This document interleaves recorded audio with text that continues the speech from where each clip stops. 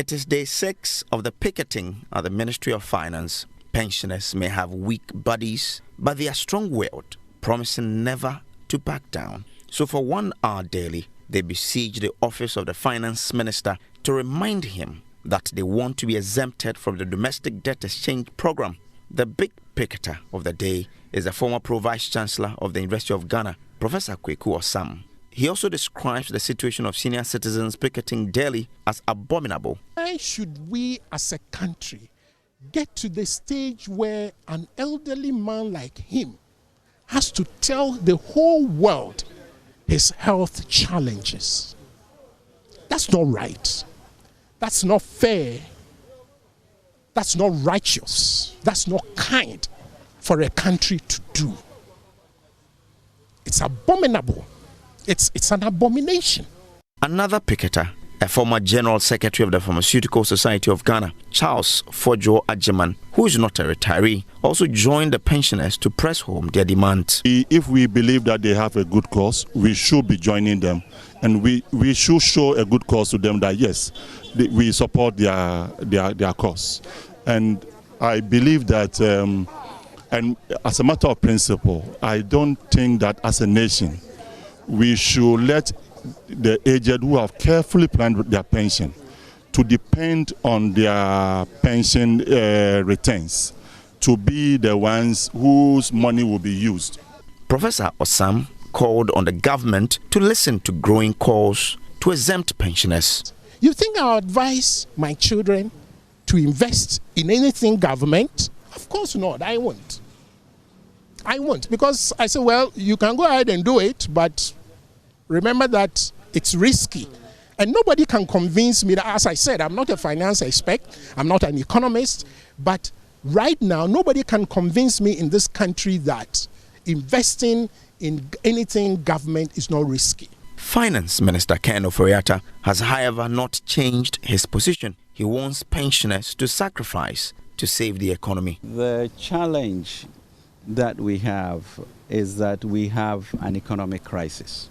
But last Friday, former Chief Justice of the Republic, Justice Sophia Akufo, described this position as rude. I find this wicked, I find it disrespectful, I find it unlawful, I find it totally wrong, period. An 81-year-old retired medical doctor also appealed to the government. Nobody would look after me. I lost my wife. I live alone. Who will look after me? That means government wants me to get rid of me.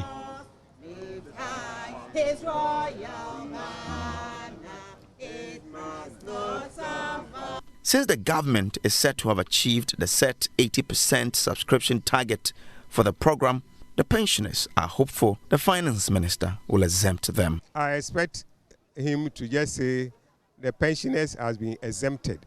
He will be giving an update on what has happened, the results, fine.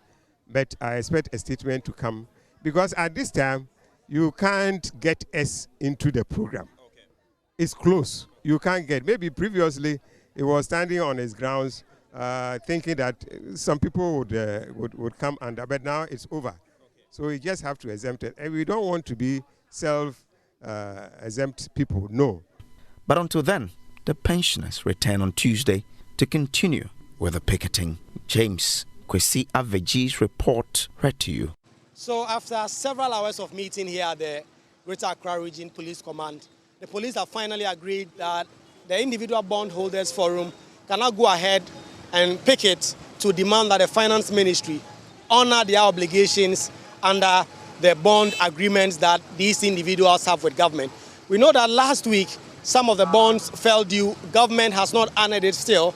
According to lawyer Martin Pebu and Dr. Akwete, who are leading the organization, they want government to know that this is not something they are going to allow, and that if government does not come out clearly stating exactly on what terms they are going to pay them, they will keep picketing at the finance ministry. Okay, so technically we're not going on the same path. What we're simply asking of government is to honor the bonds that are due. Because before we went into the DDE program, we had an understanding that it's a voluntary process. And so government is expected that if one opts out, their coupons are honored. And so we are going strictly according to the documents we have and the assurance we had before this DDE program that all voluntary bondholders will not be penalized. They will be honored. And so that's just what we want. So we're not asking for anything out of what is due us. That's all. Over the past week, the pensioners bondholders themselves have also been picketing at the Finance Ministry. They had such a boost when they were joined by former Chief Justice Sophia Akufo. It does not seem to have made any difference, but this group thinks that this will now make a difference. This is going to make a huge difference. You know, this is coming on the back of our liberation by Chief Justice Sophia Akufo. You see, she gave us an impetus by coming to demonstrate, by picketing. So we are taking off from there. Look, Mr. Asante, it's not a joke. When we picket for 5 days, it's going to galvanize more support for our cause, because this is a cause that we must win at all costs, which is that individuals must be exempt. And government took a good step by saying they will honor existing bonds. So we're hoping that eventually then they will come to exemption, because Mr. Asante, the point is that government is not presenting the agreement today to the IMF. They still have some time. Even if it were Friday, they can ask the IMF to give them some time to redraw the program, the debt exchange program, so that they specifically say individual bondholders are exempt. So we have a lot of time on our hands, and we believe that this picketing will help galvanize support for our cause. From a point of view, the ministry has said that this is not compulsory, this is voluntary. So you can self-exempt and just expect that they will pay you when your bonds fall due. Why are you still insisting that they give you specific instructions that says that you are exempted? Yes, Mr. Asante, that is better security. Saying individual bondholders are exempt is better security. That's how we kickstart the conversation on the domestic debt exchange program. You heard from the likes of Professor Sam, and you just saw Martin Kwebu, who represents part of that caucus looking for an exemption from the domestic debt exchange program.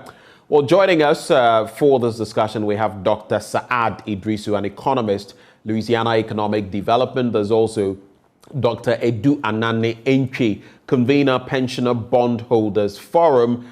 But to kickstart matters, we'll be breaking down this whole situation for you with data analyst Isaac Kofi Ajay. Isaac Ajay is here with us with our data and analytics desk. Isaac, a very good morning to you. Good morning, Ben.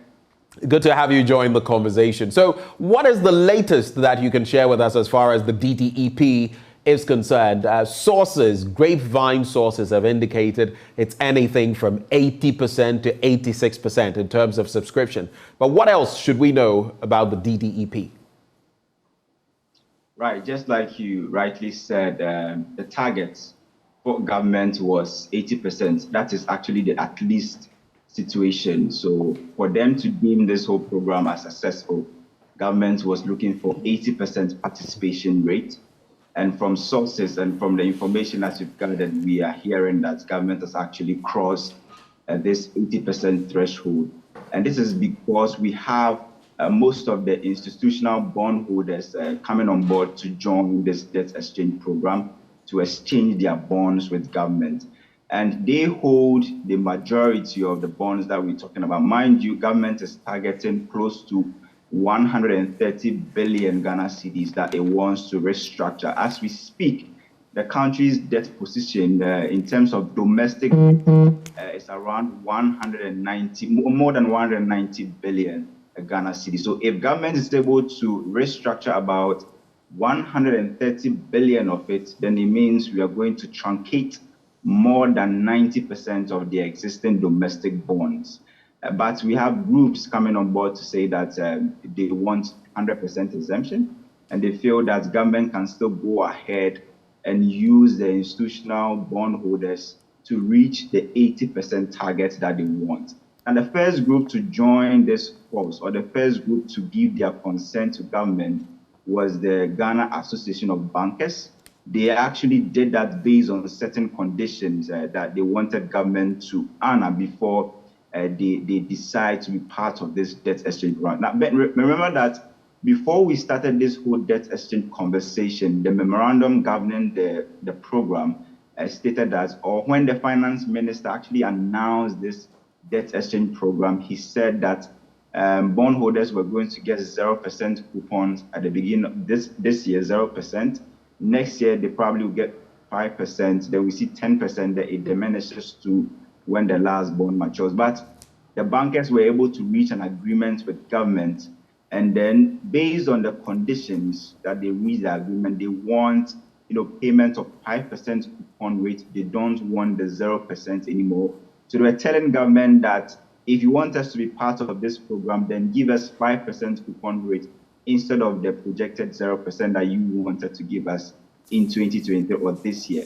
Now, they also want government to remove all clauses in the exchange memorandum that gives government the sole right or the unilateral authority to decide on certain things. They say, if we are going to be part of this program, then in the future, if there's any other thing that you want to make change to, it must be with our consent. We must come on board. We must be at the negotiation table to decide what should be in this whole memorandum. Now, we've also been looking at data contained in the 2021 debt report. And just like I said, commercial banks hold majority of government bonds. They are part of the institutional bondholders. They are part of the Ghana Bankers Association, and they've given their consent to government. So just like Martin Kpebu said, if you look at the data that the finance ministry itself put out in terms of the bonds maturing or the number of bonds that people are holding or the bonds the government is actually having at the moment, and you look at the data, you can actually see the majority of these bonds that we're talking about in 2023, over 31 billion Ghana cedis of bonds will mature in 2023. And this month alone, we have 2 bonds maturing. The first one is worth 4.13 billion Ghana cedis. The second one is around 3.3 billion cedis. If you combine these two, it's almost 8 billion cedis that we're talking about just the first month, of the second month of the year, which is this February that we're talking about. So you can see the graph on the screen right now. So government is expected to pay principal payment alone. The amount is 7.6 billion Ghana cedis for February. The government is expected to pay 4.91 billion. So it will diminish to 4.1 billion in March, then diminish further to 1.2 billion. You can see the cyclical movement in there. September is when government is supposed to pay the highest principal payment of more than 8 billion Ghana cedis. Then it diminishes, and then at the dying numbers of the year, we are seeing an average of 3 billion that government is supposed to pay. This is without interest payment. Now, if you go to the 2023 budget, government has budgeted or is projecting to spend close to 52 billion Ghana cedis on interest payments on loans alone.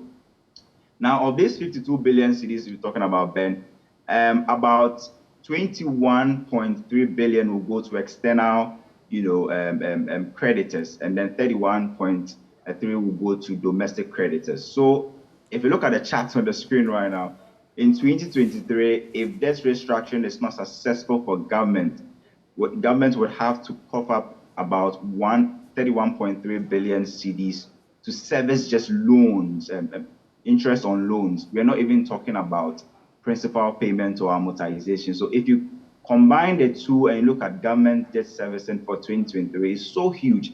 That is why the debt exchange program is so critical to government, and they want to make sure that it is successful. They want to make sure that they reach the 80% participation rate so they can go ahead to get the 3 billion bailout package that government wants from the IMF. Mind you, government needs the fiscal space to accommodate this 3 billion. IMF will not go ahead to give us the green light to spend that 3 billion or to even start receiving the 3 billion when we have our debt levels being so unsustainable.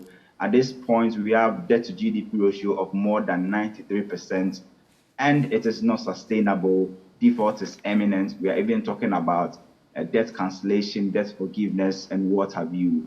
going around and asking people to beg on our behalf for big creditors in terms of the international front to forgive us.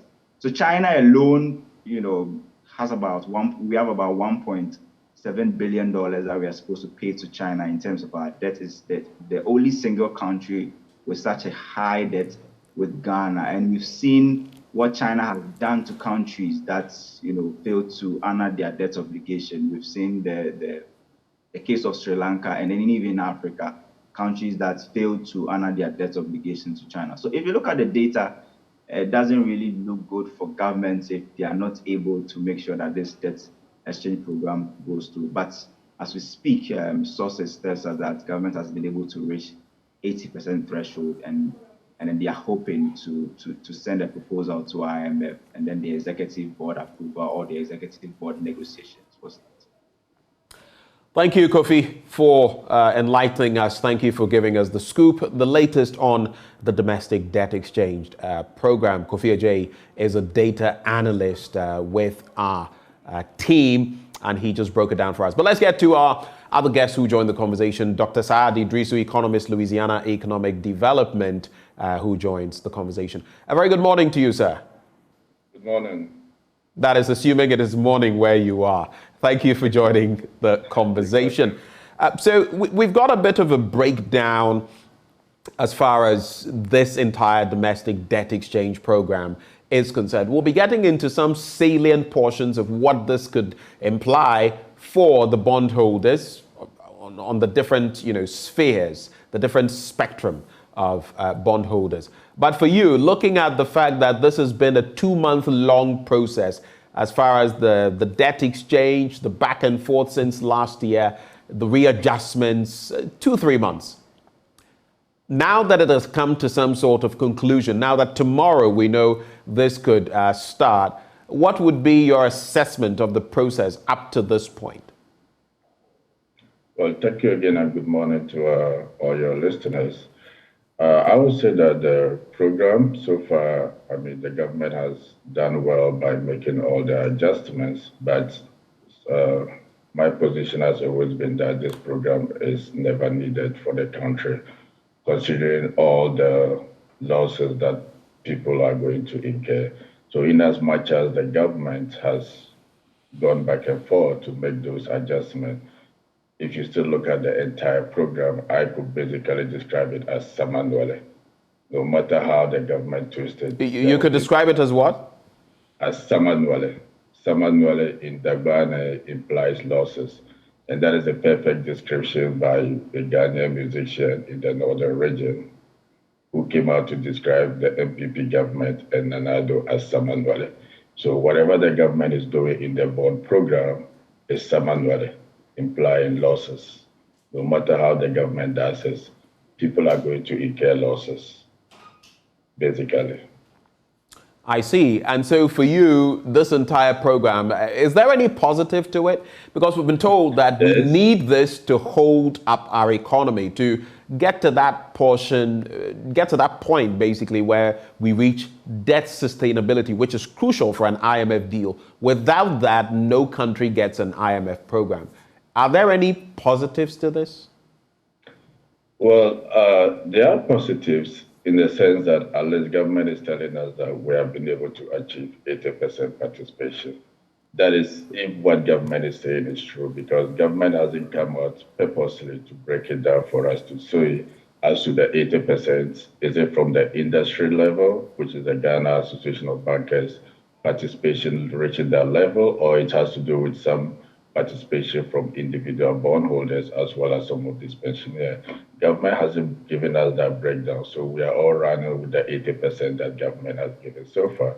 But if you look at this whole analysis about this DDEP, what we are missing, or what majority is missing, is what led us into this particular scenario, that the government is now even looking to beg citizens to give their contribution, to give their life savings out in a way of 50-50 arrangement to salvage the economy.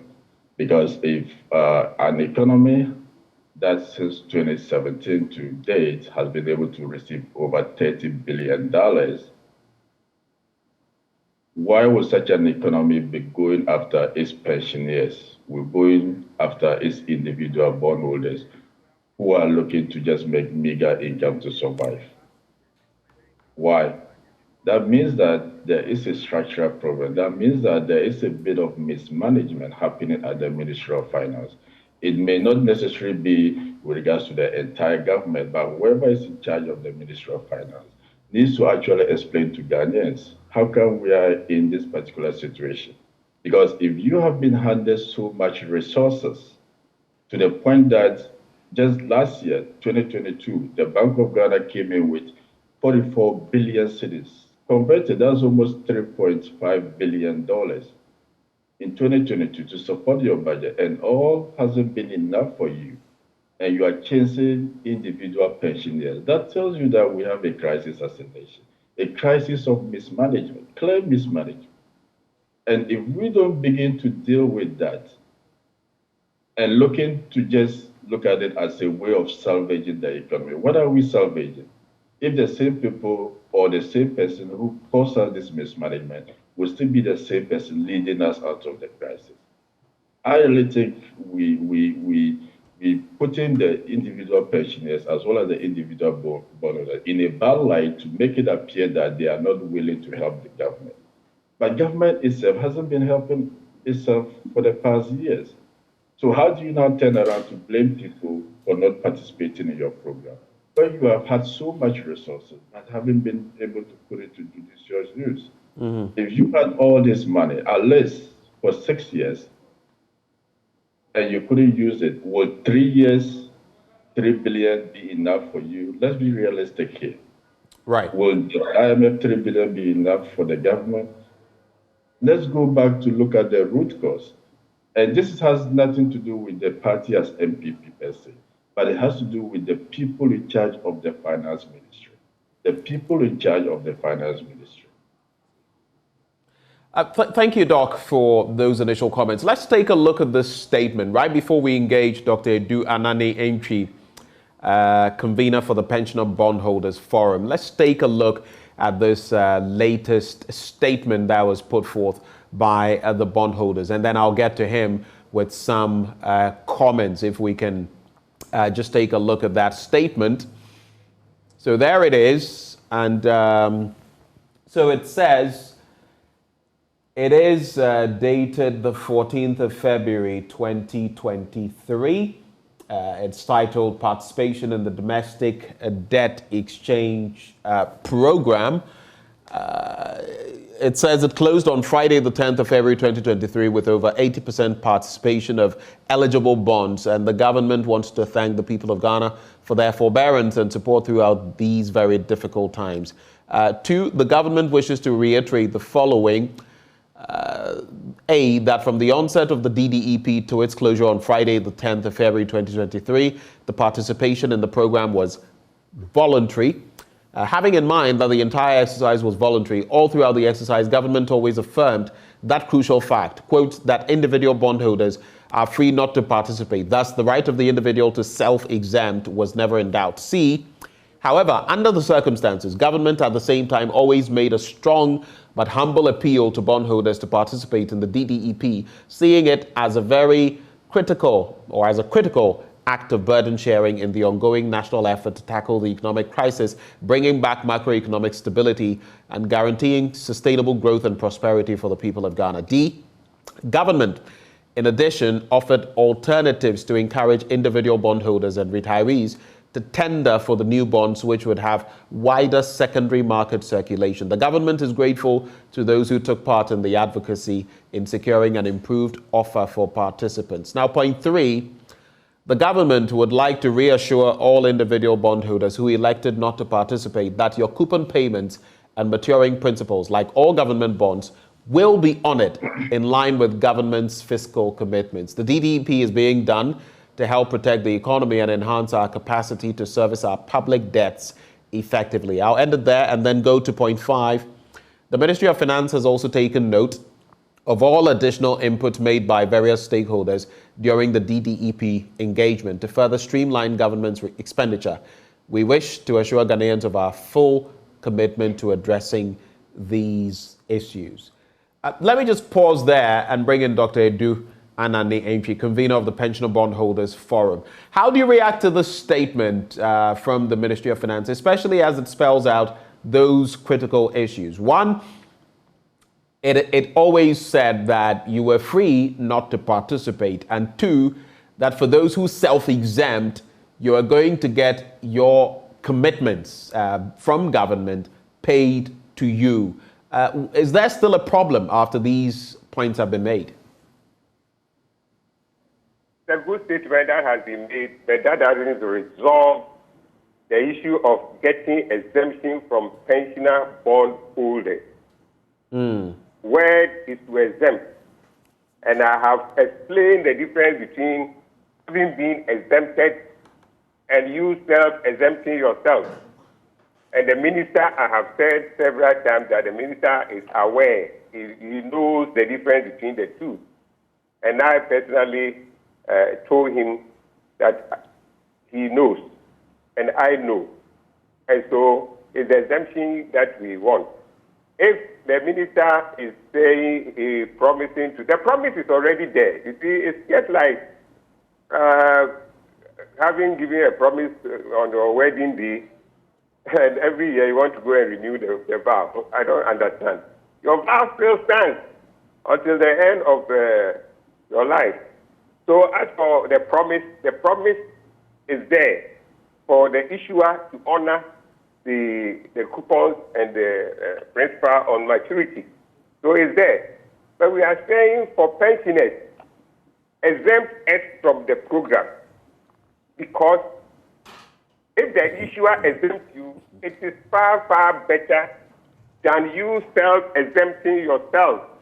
Now we didn't tender our bonds, so we have self-exempted ourselves as a result of the failure of the ministry to do what we need. We are still saying the minister should exempt us.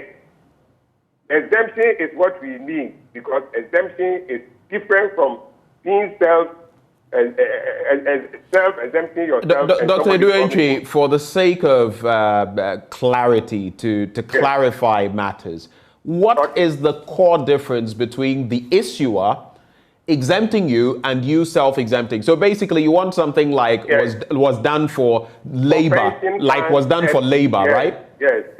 Right. When the issuer exempts you, the issuer is telling you that this DDEP that I am doing, you are not even part.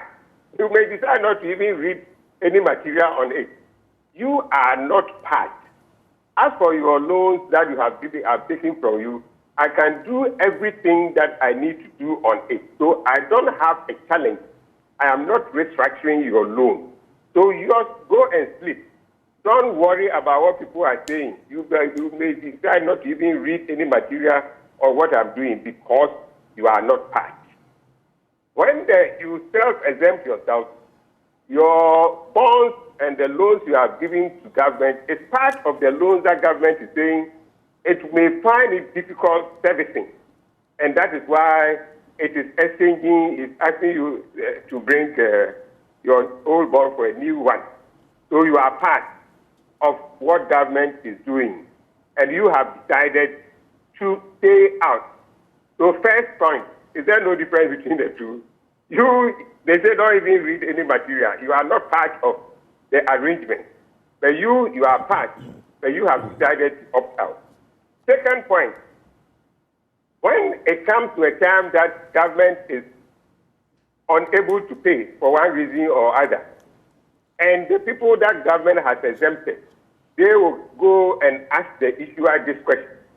But you told us we are not part of your problem.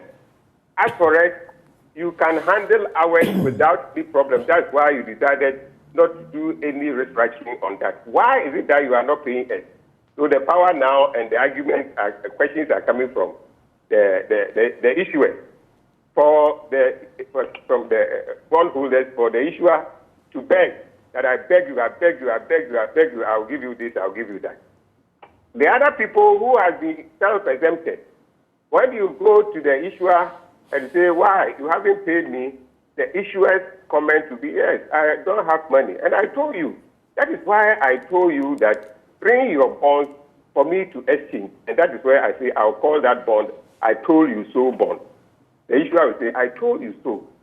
That bring it for me to exchange it and see it has come. So wait, I will try and get you the money. The money we must get you because he owes you. The third point, when the issuer is able to raise small amounts, but he cannot go around all the bondholders who are entitled to their money anyway. And let's say we are two people. One was exempted by the issuer, and then the other person exempted himself from the exchange. Everybody has loaned government 1 million. So government needs 2 million to settle them. Now government gets only 1 million. Whom do you think the government will pay that 1 million to? This question I want you to try and answer.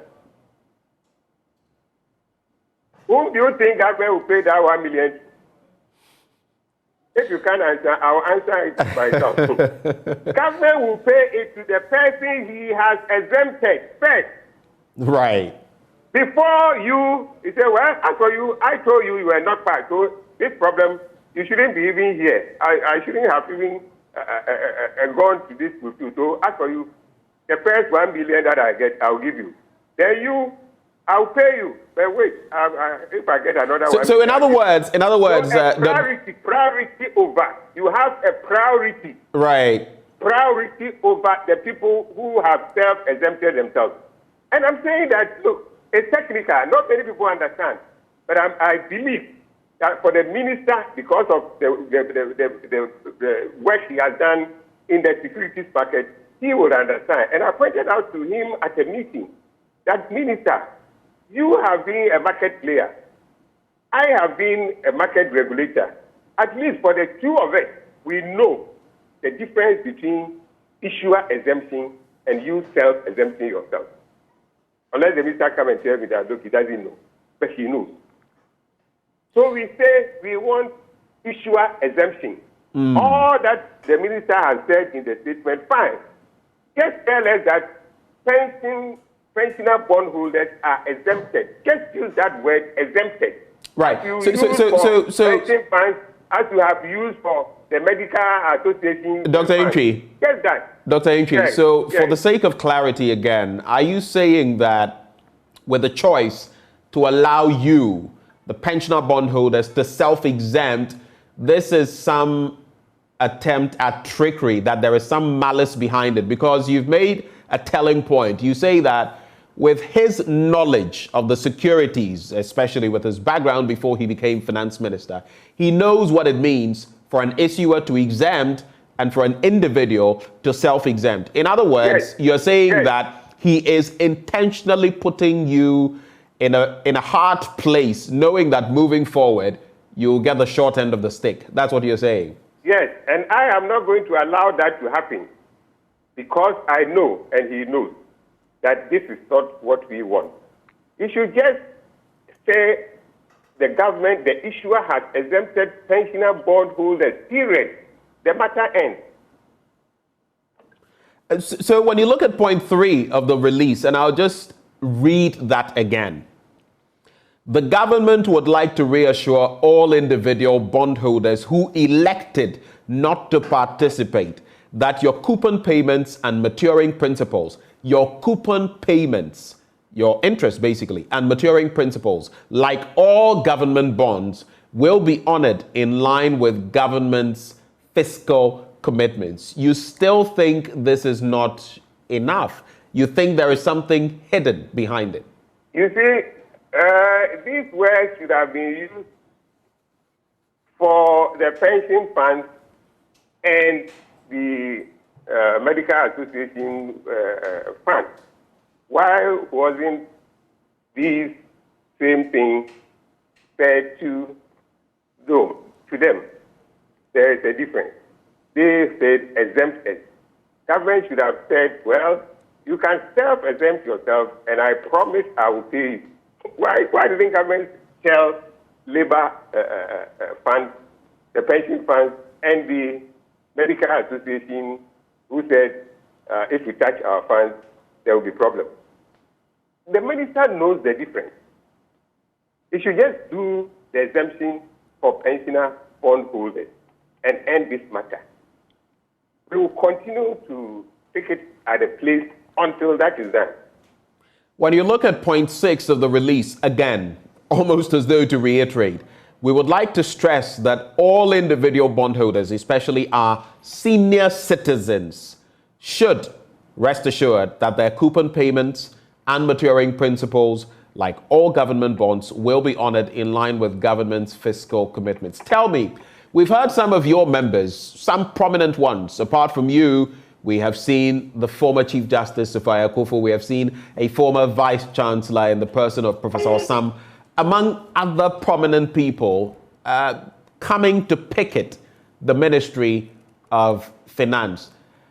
Explain to us, how dire is your situation as senior citizens, and what would the implications be if, moving on, government is unable at some point to meet its obligations to you? What would this mean to your group?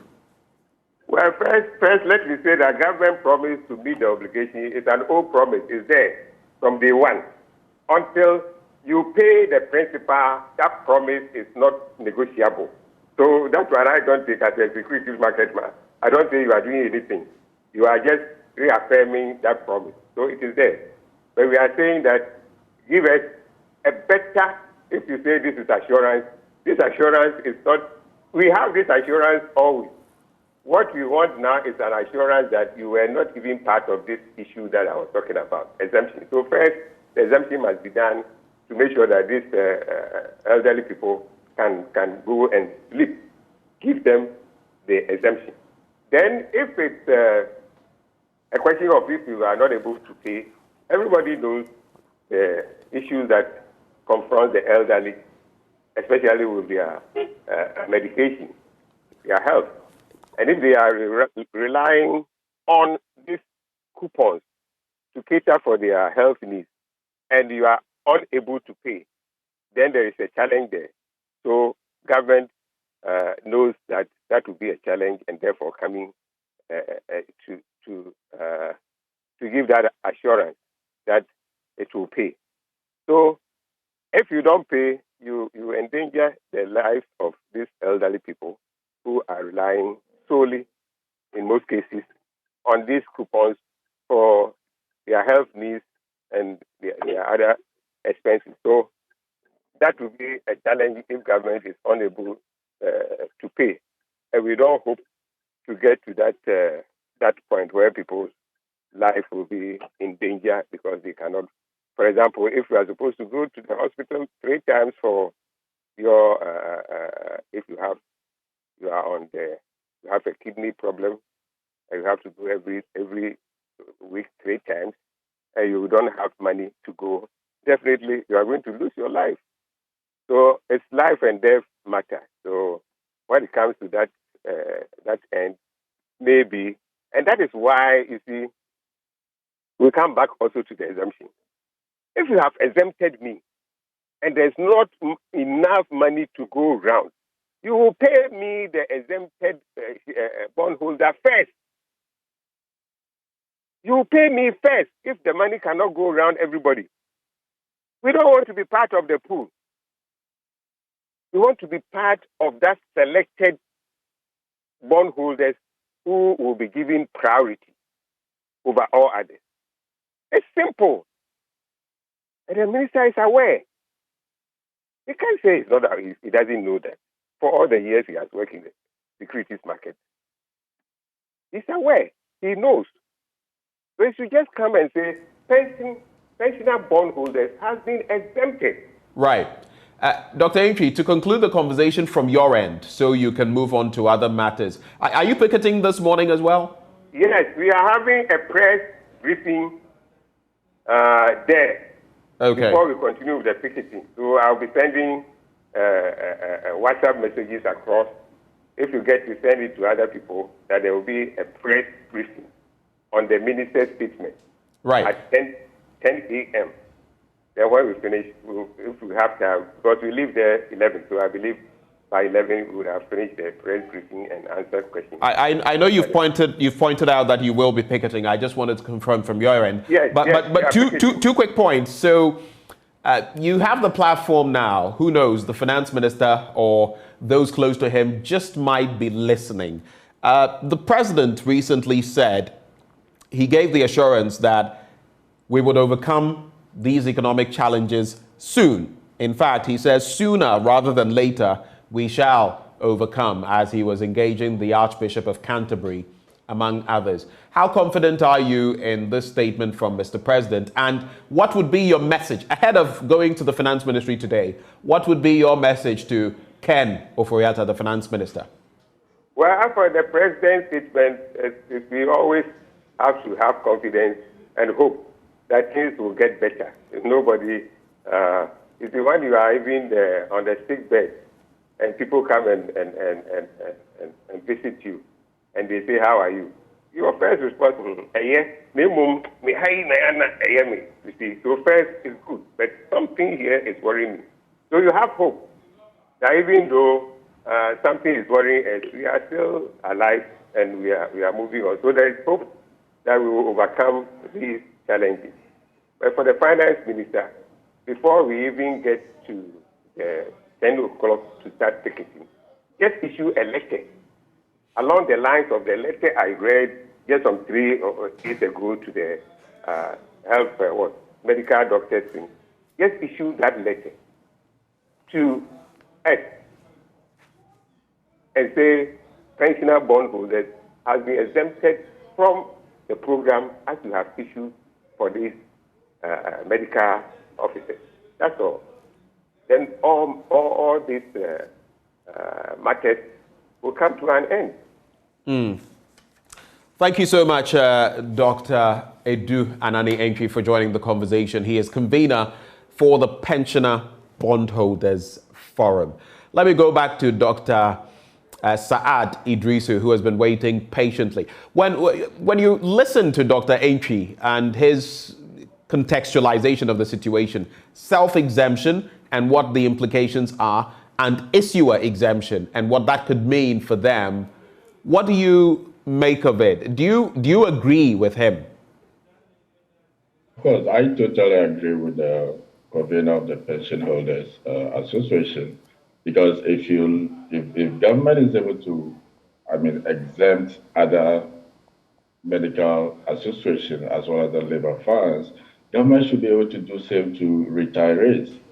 How do you feel if you work for certain age, when you're about to rise, then the government comes to take the little that you have? It doesn't just make sense. So whatever government is doing, with the statement government is releasing, government definitely knows it wouldn't be able to meet all that agreement on it, because whatever that is still going to mature right now with about 8 billion, government hasn't paid it. So if government is assuring them that it is voluntary, we all know the consequences if they don't participate. So the self-exempt government coming out to issue it will be very good for the pensioner. And I would really like to thank Madam Sophia Kufu for what she is doing. She has demonstrated to all politicians that no matter your party, you should stand up for the truth in many cases, because at the end of the day, it is about the country, not the political parties we all belong. If you belong to a party and you cannot speak truth to that party, then definitely you have a problem as an individual. And Madam Sophia Akufo should be commended right now for leading that crusade for the pensioners. And I'm hoping that the finance minister will actually listen, because very soon he himself will be retiring. So he should put himself in the shoes of this pension holder.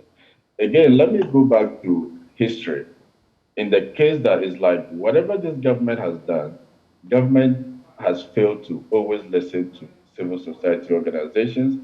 Government has failed to listen to expert views or opinions from other people. And you could go back to when government started this bank restructuring or this bank cleanup. So many civil society organizations came out and condemned it practically, including economic experts. We all did. We all came out and condemned it. Government justified the cleanup and spent over 20 billion Ghana cedis just from 2017 to 2020. Over 3.5 billion. Government wasted it in cleaning up. But what was the end result on the economy? Up to now, people from the banking cleanup, some of them don't have jobs. You and I may even be supporting some of them. I have over 5 people who were actively employed, but right now, through the banking cleanup, they are still struggling to find themselves on the feet. That is one example. But government failed to listen and went ahead. Again, we came to the e-levy. Government gave all sort of explanations and gave all sort of stuff. Civil society organizations cautioned government against that. How the dire impact would be on the economy, government still failed to listen. Economic experts did the same. Government didn't listen and went ahead to do it. At the end, it collapsed the small-scale business who were operating Momo vendors and all that. Government collapsed their business and brought us back to a cash society. Right now, people don't want to transact electronic activities again, just to avoid e-levy. So you don't, as a government, you don't always need to pursue policies that have dire economic consequences just to satisfy your immediate goal of just raising money or raising revenue or raising loans. That shouldn't be the economic principle involved here. And I'm very worried that the economic management team head, Vice President Mohamed Bawumia, is not speaking. Because when you have cases of this nature where economic principles are being violated, where you know the dire consequences of the economy, people within the government must willingly speak up. We have the situation in Nigeria where the vice president came out and spoke against the new currency problems the country is facing. But he's part of the government. Right. We must get to a level whereby people within government, people within opposition, will look their party in the face and tell them that, hey, what you are doing will hurt the economy. Because at the end, we are running Ghana, not political parties. I think we need to put Ghana first before our party second. Right. Because without Ghana, we don't have those political parties. So based on the history, believe me, this domestic debt exchange program is going to create so much economic challenges going forward. Government might say it has achieved the 80% success rate and is happy and all that. But like the history that I gave you, we saw in the case of the banking cleanup, we saw in the case of e-levy, and here again we are with DDEP.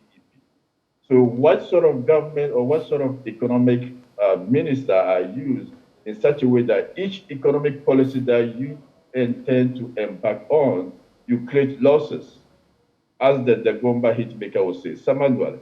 That is the situation. Whatever the government is doing is Samanduale. I will come back to you on a quick point you made in reference to the Nigerian situation, but just to give a breakdown of the different categories we are looking at for those who may not be familiar with them. Category A, according to the revised structure of this DDEP, when you look at that first category, it is designed for persons below 59 years, consisting of 2 bonds maturing in 2027 and 2028, with a tenor reduced from 15 to 5 years. Under that category, the government will pay a 10% coupon beginning from 2023 until the principal matures in 2027. Then for type 2, it's designed for bondholders aged 59 years and above. It also matures in the years 2027 and 2028. And under that category, the government will, beginning this year, pay a 15% coupon rate annually, a departure from the old arrangement where nothing would have been paid. Then you go to the third category, and I'm not enumerating everything under the categories. I'm just picking and choosing the most salient items. The third category, which captures all other holders, will mature from 2027 and each year until 2038. Under this category, existing bonds will be exchanged into 12 new bonds with a 5% coupon rate on instruments maturing in 2023. So different strokes for different folks, obviously, but a lot of people still unhappy that basically their money has to hang in the balance now. I just want your quick thoughts on a point you made. Economic principles are being violated. Those are your words. And the Vice President, Dr. Mahamudu Bawumia, is not saying anything about it. You cited the Nigerian example where the vice president spoke about this new currency denomination, if you like. Why do you feel the vice president must speak on this matter? And if he doesn't speak, what does it do to him and to those who saw him as an economic, well, whiz, if you like? What does it do to the system, basically, in terms of confidence? So it totally makes people lose confidence in leadership and what leadership begins to say. In the sense that, I mean, it makes it look as if leaders are being just, let me say, just follow, let me use that word, without actually following the principles that they actually uphold in themselves. Because the history that I've accounted to you, the vice president himself went to radio stations and said he doesn't support any form of electronic taxes in terms of e-levy and stuff like that. Fast forward, your finance minister was embarking on e-levy, and you totally kept quiet. When you know it has... Let me ask you an interesting question. What if it was out of the vice president's hands? We know that the finance minister seems to be very powerful in this administration. He has the full backing of the president. What if it were out of the vice president's hands? That behind closed doors, he had said what he would, but if it's not taken, what can he do? It still doesn't matter, even if the finance minister is the pseudo president, whatever it is, you still have a voice as an economic management team or the leader of the economic management team. That is why I specifically gave you the example of the Nigerian vice president, who is part of the sitting government, so that what the government is doing or what the central bank is doing is totally wrong, and it will have negative impact on the economy and the citizens. He came out to speak on it, even though he's part of the government. I think politicians or leaders must begin to set that example. And that is why I began by praising Madam Sophia Akufo-Addo for setting this example, that it doesn't matter your political party. If things are going right, come out and speak. Your voices do add up, and if more voices come out, definitely the citizens get to benefit, because leaders or your own party will realize that, okay, we have to go back to the drawing board. But if you keep quiet, it goes to cement that you are in agreement with all the economic decisions that are being made, when deep down you know that they are bad economic decisions. It doesn't augur well for the development of Ghana. And over the years, that is what politics has always been. If your government is going down the drain, keep quiet. If your government is putting hardship on the citizens, keep quiet. Don't do anything. If you go to meetings and talk and they don't listen, just keep quiet. We cannot continue to govern Ghana like that. We have to be able to speak up. If we speak up behind closed doors and they don't hear, come out publicly and speak. I'm very sure that Madam Sophia Akufo-Addo might have met the finance minister behind closed doors, might have met the president behind closed doors, and probably discussed with them privately, but they failed to listen. And it may have pushed her to come out publicly. I'm not saying she did, but it may be the case. Right. When you look at this debt restructuring on a domestic level, we're looking at some 137 million Ghana cedis, out of which now, if we have hit the threshold of 80% at least, it means we've covered about 109.6 million Ghana cedis out of the 137 million. But then looking at the domestic and the external debt, some would say that, look, the picture has been painted that the domestic debt is where the real issue is. But when you look at the sum of money involved, some would say it's just a pittance. But you look at our external debt, how tricky is that, Dr. Iddrisu? Because guess what? China alone is owed, and that's our highest, $7.1 billion. In recent times, we had our own president literally begging the Germans to encourage the Chinese to sort of be willing to engage us in some debt, not restructuring of sorts, but forgiveness if possible. What would you say about our external debt and what it could mean for us going into an IMF program? Our external debt are currently higher or much larger than our domestic debt, because if you go by September 2022, we had 271, almost over $271 billion in external debt versus 195 thereabout in domestic debt in cities. And that is why some of us were even thinking that government will have started with the external debt restructuring before bringing it domestically. Because why will you want to collapse your economy first before you go external? Unless you should have started with the external program where you have majority of the loans, negotiate with them, come out with any programs that will be suitable for you before you come to distort your domestic economy. But right now, if whatever is happening domestically, definitely external bondholders are also watching. So if we don't have much success, or with all this chaos going on domestically, what do you think if you go to start an external program, the challenges you are going to face? So it's like government is short its own foot before even going elsewhere. That is the situation we are having right now. If you have started with the external negotiations, even put in different programs like the debt swap that I was talking of. Look at what happened in Zambia just recently. They invited the World Wildlife to come in for a debt swap. That is an organization to take part of their external debts that they have.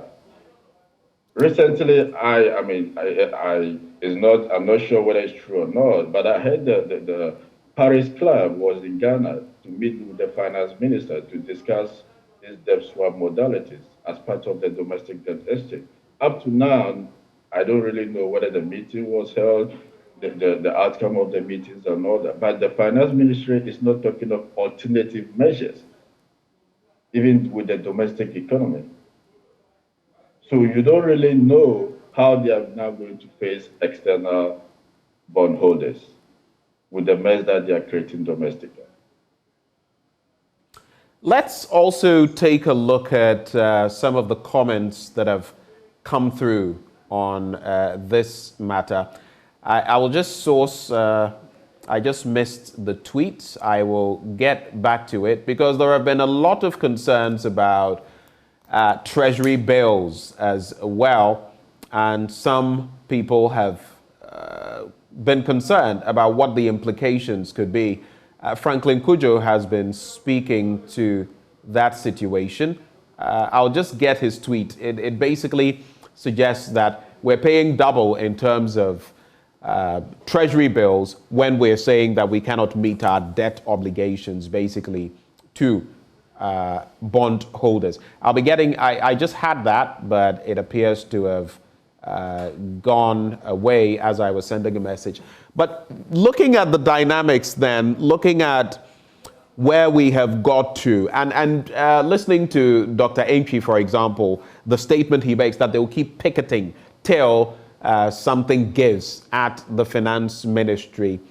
Are you hopeful, looking at all the interactions that have happened, looking at the approach of the finance minister? Do you think anything is going to change, looking at where we are now? Do you foresee that the finance minister could budge? Or maybe, to rephrase, do you think that having secured 80% plus, as we're hearing, it is only apt, it is only human for the finance minister to actually let go and issue an exemption to these pensioner bondholders? Do you think it's the right thing to do in this situation?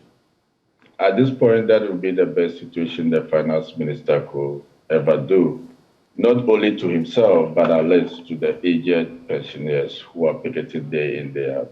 Unless the finance minister should have a human compassion and look at it not just in terms of funds, but at least look at it in terms of the fact that these people have sacrificed their lives and years for Ghana.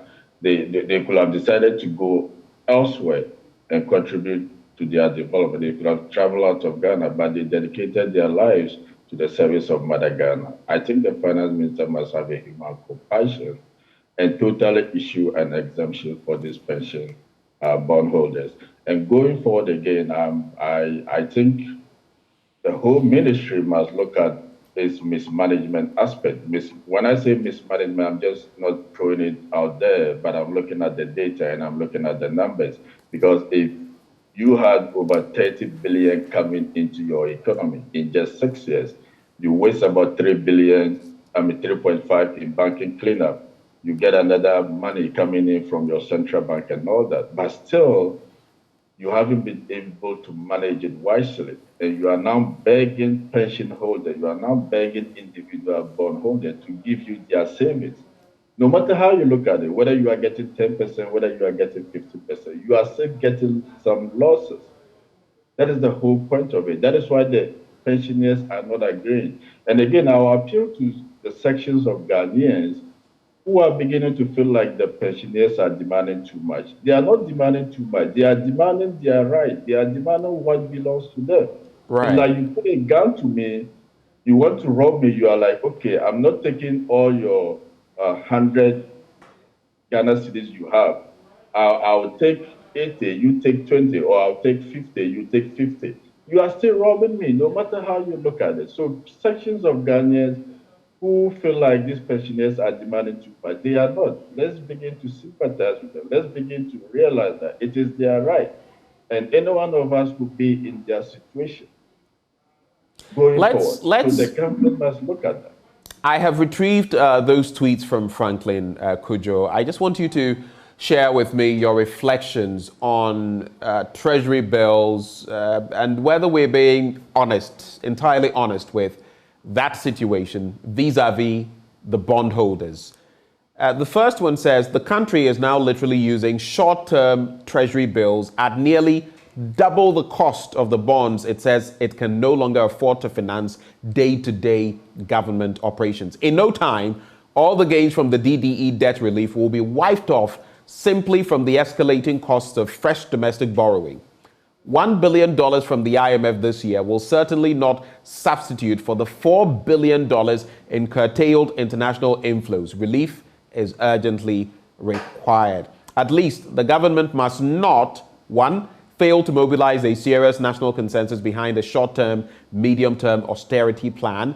And it goes on to say, two, dilly-dally in presenting a credible strategy of how it will cut public expenditure to plug the fat fiscal hole by shrinking at least 25 billion Ghana cedis of its expenditure sheet. I'll end at three. It says, ignore calls to establish an independent, quote, value for money and, quote, monitoring and evaluation program with a remit spanning across the entire set of budgeted government programs.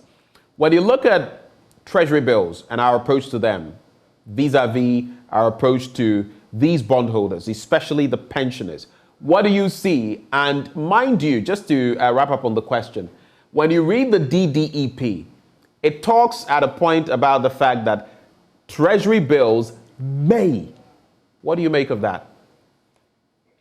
Well, I don't have the full data on the treasury bills, but going by what Franklin Kujo put out, if that is actually happening, then it's like we are going to have a zero-sum game situation, because like you are saving here only to use that to pay in huge interest in treasury bills. And that is why even some of us basically have a problem with the 80% participation the government is throwing out. Honestly, I don't want to use harsh words, but it has been very difficult to trust this government. It has been very difficult to believe anything coming from this government, especially the finance ministry, because they are not following even basic accounting principles, let alone economic principles. Because we have a situation whereby, speculations are that instead of the 44 billion that the central bank, which is the Bank of Ghana, printed, it is actually 80 billion. So you have a whole sort of deception going around the government. So it's actually hard to even trust what is being put out, what they say, and all that. And I think going forward, the government should actually try to build some honesty in itself for citizens to be able to trust whatever is coming out from its sources. Because even the same situation we had in the banking cleanup case, initially they told us it was 11 billion cleanup, it went to 15 billion. it went to 20 billion. Even up to now, whatever Bloomberg and other international media is reporting, it's still we don't even actually know the true cost of the banking cleanup. And to me, these are worrying signs that the finance minister shouldn't be engaging in. What would be your concluding comments, Doc, on this matter? What would be your expectations moving forward? And also look at where we find ourselves in terms of how this would aid us secure an IMF program. My concluding comments would be to the sections of Ghana that I already spoke about. Those who are now being angry with the pension holders and the individual owners, making them feel like they should accept it by all means. We need to look at their point carefully because they didn't mess up the economy. They didn't mismanage the economy. It is the finance minister. So if you mismanage an economy, then you now come back to take their little savings, unless you should be grateful to them, not use harsh words on them, not use insults on them, not use vulgar words on them. And we all as Ghanaians must understand it from their point of view, that any one of us could have been a victim in this case, in that regard. And secondly, I will encourage that unless going forward, whatever money the IMF may give, the 3 billion or whatever additional loans that the government will accrue, at least government should actually manage it judiciously so that in the next 1 or 2 years, we wouldn't be back to this case. Because apparently, the case of Ghana is totally mismanaged, or what has been happening since 2017 to date has been mismanaged. Looking at all the COVID funds that came in, the grants that came in, the loans that came in, and still we are begging our pension savers, or our pensioners and bondholders to take part of their money out. That is totally unfair. That is totally unfair. No government should be doing that to its citizens. Creating losses for its citizens, it is totally unfair. So if government has been successful, I wish government like bad issue, ensure that at least it goes back to the proper accounting management, proper economic principles. People like the vice presidents must be speaking up. People like, those who matter in the economic realm must be speaking up within the government, not only within the opposition, not only within the academia, within the government, like Madam Sophia Akufo-Addo is doing. I think that will be the way forward to be able to put our finance ministry in check so that whatever new funds that are coming in, it could be used properly to manage the economy.